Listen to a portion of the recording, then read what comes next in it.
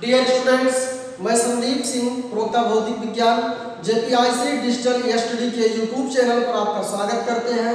प्रिय विद्यार्थियों, आज हम लोग चालक, अचालक और धारिता की व्याख्या करेंगे और समझने का प्रयास करेंगे।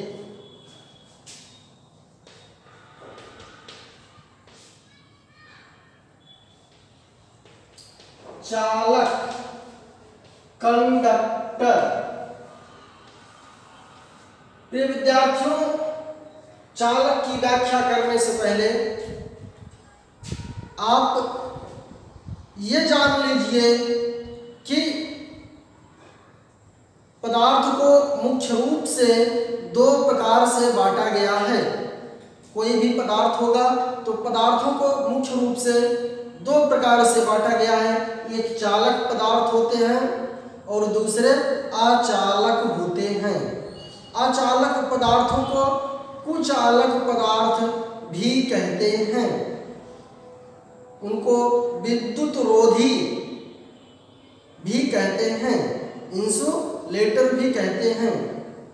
एक ऐसे पदार्थ प्रकृति में पाए जाते हैं, हमारे आसपास पाए जाते हैं जो चालक होते हैं, और दूसरे ऐसे पदार्थ होते हैं कि जो अचालक होते हैं। इस पूरे ब्रह्मांड में जो भी पदार्थ हैं कोई भी दोनों में से होगा, या तो चालक होगा और या तो विद्युत रोधी अथवा कुचालक अथवा अचालक होगा। चालक ऐसे पदार्थ होते हैं जिनको विद्युत क्षेत्र में ले जाने के पश्चात इनमें आवेशवाहक गतिमान हो जाते हैं, अर्थात ये ऐसे पदार्थ होते हैं जिनमें विद्युत धारा का प्रवाह होता है। ऐसे पदार्थ होते हैं जिनमें क्या होता है, इनमें विद्युत धारा का प्रवाह होता है। ये ऐसे पदार्थ होते हैं कि जिनमें विद्युत धारा का प्रवाह होता है। चालक में विद्युत धारा का प्रवाह क्यों होता है? चालक में विद्युत धारा का प्रवाह उसमें मुक्त इलेक्ट्रॉन पाए जाने के कारण होता है। इंपॉर्टेंट पॉइंट है, चालक पदार्थों में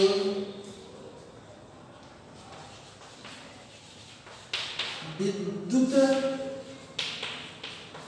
धारा का प्रवाह मुक्त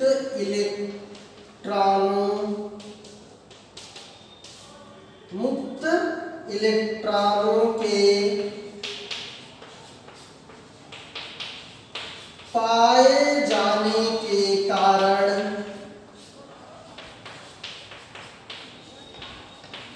होता है। इसमें क्या पाया जाता है? मुक्त इलेक्ट्रॉन पाए जाते हैं, फ्री इलेक्ट्रॉन पाए जाते हैं। फ्री इलेक्ट्रॉन पाए जाने के कारण इनमें क्या होता है? विद्युत धारा का प्रवाह होता है।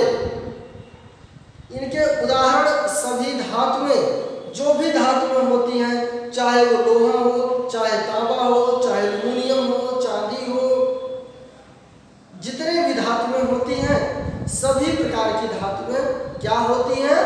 वो चालक होती हैं। इनका उदाहरण में क्या होगा? सभी धातु में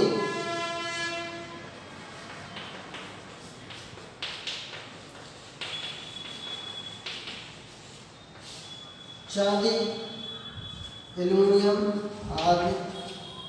पारा भी एक प्रकार का धातु होता है।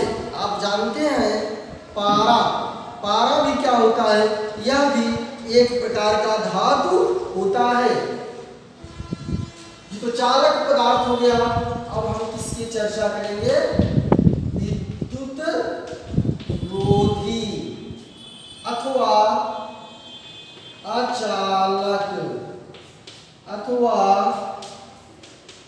कुचालक। इनको तीन नाम से जानते हैं। एक विद्युत रोधी, और विद्युत का जो रोध करे, विद्युत का जो रोध करे, विद्युत को जो ना प्रवाहित होने दे, विद्युत अवरोधी हो, जो विद्युत अवरोधी हो, जो विद्युत को प्रवाहित ना होने दे। अचालक मतलब चालक तो था ही, मतलब नहीं, विद्युत धारा का प्रवाहित नहीं हो। चालक तो था ही, कु मतलब कि यहाँ पर कु से तात्पर्य नहीं से है। तो विद्युत रोधी वे पदार्थ होते हैं, अचालक वे पदार्थ होते हैं जिनमें विद्युत धारा का प्रवाह नहीं होता है। इनमें मुक्त इलेक्ट्रॉन नहीं पाए जाते हैं, मुक्त इलेक्ट्रॉन नहीं पाए जाते हैं। इसमें क्या होते हैं? मुक्त इलेक्ट्रॉन नहीं पाए जाते हैं। इनके जो उदाहरण होते हैं, रबड़, कांच, अभ्रक, ये सभी पदार्थ जो होते हैं ये क्या होते हैं? विद्युत रोधी होते हैं, अचालक होते हैं, कुचालक होते हैं। ये नोट पॉइंट आप जानिए। ये सभी पदार्थ क्या कहलाते हैं? परावैद्युत पदार्थ कहलाते हैं। क्या कहलाते हैं? ये सभी पदार्थ क्या कहलाते हैं? परावैद्युत पदार्थ, अर्थात ये परावैद्युत भी होते हैं। अर्थात इसका अगर एक नाम हम और कहें तो क्या कह सकते हैं? परावैद्युत भी कह सकते हैं। क्या कह सकते हैं? परावैद्युत, विद्युत रोधी, अचालक, कुचालक। इसके पहले वाले चैप्टर में आपको हम परावैद्युत बता चुके हैं कि एप्सिलॉन नॉट के बाद के लगता है, वही के परावैद्युतांक होता है। के क्या होता है? परावैद्युतांक होता है। परावैद्युतांक ऐसा पदार्थ होता है जिनमें मुक्त इलेक्ट्रॉन नहीं पाए जाते हैं, जिनमें मुक्त इलेक्ट्रॉन नहीं पाए जाते हैं और इनमें विद्युत धारा का प्रवाह नहीं होता है। आप जानते हैं कूलाम का नियम, एक निर्वात अथवा वायु में और दूसरा आपको माध्यम में बताया गया है। अब हम लोग वैद्युत धारिता क्या है इसकी अवधारणा को सीखेंगे। वैद्युत धारिता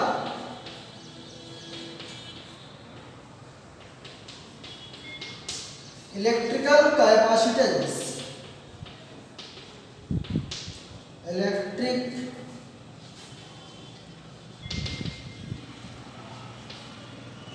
कैपेसिटेंस। देखें इसके शब्द से ही धारिता, धारण करने वाली, बिल्कुल संधि विच्छेद समझ ले। धारिता, धारिता मतलब धारण करने वाली, क्या हो? धारण करने वाली हो। क्या धारण करने वाली हो? विद्युत, वैद्युत। क्या धारण करने वाली हो? वैद्युत। अर्थात ये क्या करेगी? वैद्युत आवेश को संग्रहण करने की क्षमता की माप होती है। वैद्युत धारिता क्या होती है? किसी चालक की वैद्युत धारिता उस चालक की आवेश संग्रहण करने की क्षमता की माप होती है। किसी चालक की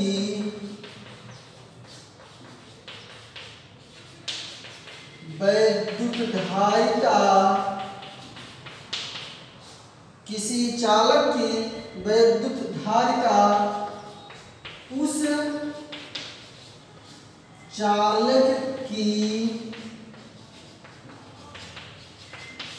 आवेश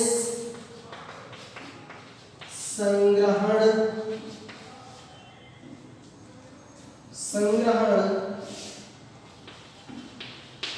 करने की क्षमता क्षमता की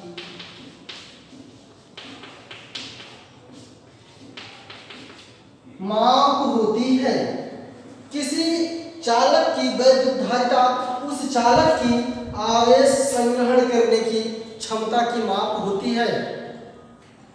storage of charge, storage of charge क्या कर यही क्या कहता है, इलेक्ट्रिक कैपेसिटेंस कहलाता है। क्या कहलाता है, इलेक्ट्रिक कैपेसिटेंस कहलाता है।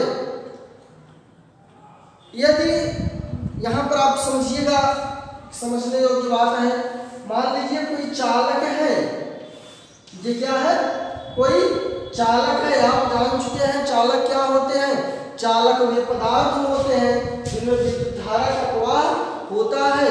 और इस मेटल सभी धातुएं क्या होती हैं, चालक होते हैं। जो भी जितने धातुएं होते हैं, किसी भी आकार का चालक हो सकता है, गोलाकार, बेलनाकार, त्रिभुजाकार, वर्गाकार, किसी भी, चूंकि धातुएं जो होती हैं वो किसी भी आकार की हो सकती हैं, इसलिए चालक भी किसी भी आकार का हो सकता है। चालक भी क्या होता है, वो किसी भी आकार का हो सकता है।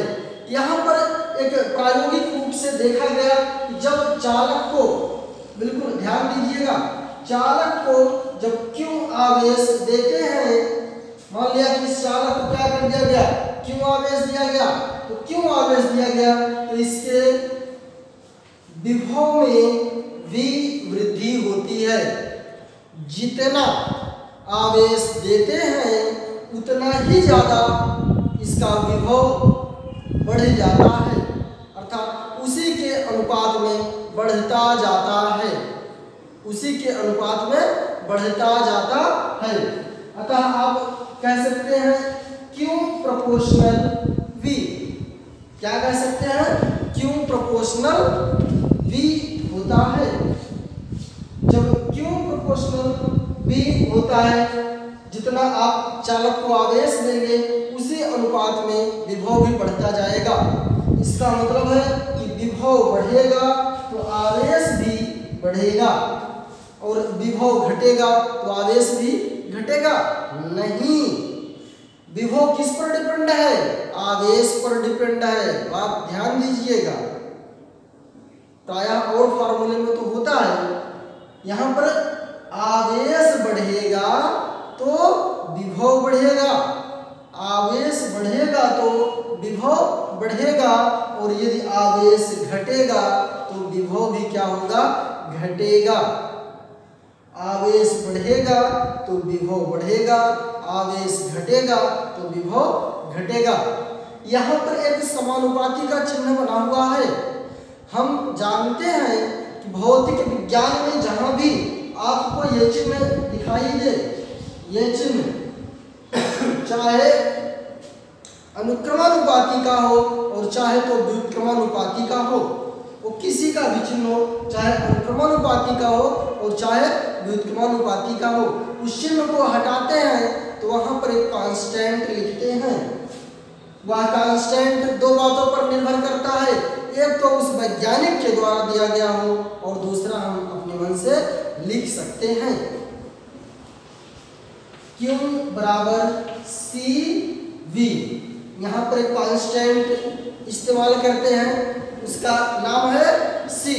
यहाँ पर C एक नियतांक है, जो ध्यान दीजिएगा, C एक नियतांक है जो चालक के आकार, समीपवर्ती तथा आसपास के अन्य चालकों की उपस्थिति पर निर्भर करता है।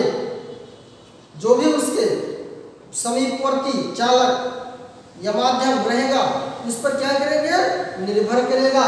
यहाँ C है, C बराबर लिख सकते हैं आप Q/V। C को वैद्युत धारिता कहते हैं। C को क्या कहते हैं, वैद्युत धारिता कहते हैं। आपको हम कई बार चर्चा कर चुके हैं, जब हम कोई नई भौतिक राशि पढ़ते हैं तो उसके बारे में कुछ बातें निश्चित रूप से जानते हैं। उस भौतिक राशि का मात्रक क्या है, उस भौतिक राशि का विमीय सूत्र क्या है, भौतिक राशि सदिश है कि अदिश है, इसका मात्रक आप देखिए, यहाँ क्या है, क्यू है और यहाँ बी है, तो इसका क्यू का क्या होता है, कूलाम। क्यू का क्या होता है, कूलाम, और बी का क्या होता है, वोल्ट। एक कूलाम बटे वोल्ट, इसी को क्या कहते हैं, फैराड कहते हैं। फैराड, फैराड किसका मात्रक है, वैद्युत धारिता का मात्रक है। कूलाम बटे वोल्ट किसका मात्रक है, वैद्युत धारिता का मात्रक है। एक फैराड बराबर एक कूलाम बटे वोल्ट होता है। एक फैराड बराबर एक कूलाम बटे वोल्ट होता है। अब यहाँ पर आप देखिए, यदि हमको इसका विमीय सूत्र ज्ञात करना है, हमको Q और V का विमीय सूत्र ज्ञात होना चाहिए। V बराबर W अपान Q होता है। V बराबर W अपान Q। W का L की पावर 2 T की पावर -2। Q बराबर आप जानते हैं IT होता है। I का A हो गया और इसका T हो गया। अब देखिए L की पावर 2, T ऊपर जाएगा तो माइनस हो जाएगा, T की पावर -3 हो जाएगा, A ऊपर जाएगा, यहाँ प्लस है, ऊपर जाएगा तो माइनस हो जाएगा, ऊपर जाएगा तो माइनस हो जाएगा। अब आप क्या करेंगे, इसी सूत्र में C बराबर Q अपान V इसमें पुट कर देंगे। आप देखिए L की पावर 2, T की पावर -3, A की पावर -1, सॉरी यहाँ Q ऊपर है, Q बराबर IT, इसका देखिए A T हो जाएगा और यहाँ V का L की पावर 2, T की पावर -3, A की पावर -1। अब यहाँ पर आप देखिएगा, M ऊपर जाएगा तो माइनस में जाएगा, L ऊपर जाएगा तो माइनस में जाएगा, T ऊपर जाएगा तो प्लस में जाएगा, और यहाँ पर एक T पहले से है, T की पावर 4 हो जाएगा, और A ऊपर जाएगा तो प्लस हो जाएगा। आप ये देखिए, इसीलिए विभिन्न कलर से लिख दिए कि आपको समझ में आए। M की पावर 1, L की पावर -2, T की पावर 4 और यहाँ पर इंटू A। यह क्या हो गया, यही वैद्युत धारिता का मात्रक हो गया। प्रिय विद्यार्थियों, हम उम्मीद करते हैं कि वीडियो आपके समझ में पूर्ण रूप से आया होगा। आप लोग हमारे चैनल पर निरंतर बने हुए हैं। इस वीडियो की सहायता से आप नोट्स भी बना सकते हैं, आपको PDF अलग से भी दी जा रही है। कई विद्यार्थी हमारे पास PDF को भेजते भी हैं होमवर्क करके। ज़्यादा से ज़्यादा बच्चे होमवर्क करके हमारे पास भेजते हैं। नाम कई हैं, नाम इसलिए नहीं ले रहे हैं। अगर कुछ लोगों का लेंगे तो कुछ लोग कहेंगे कि हमारा क्यों नहीं लिए। इसलिए आप लोग इसी प्रकार से वीडियो के माध्यम से आप हमारे चैनल के साथ जुड़े रहिए। बहुत बहुत धन्यवाद।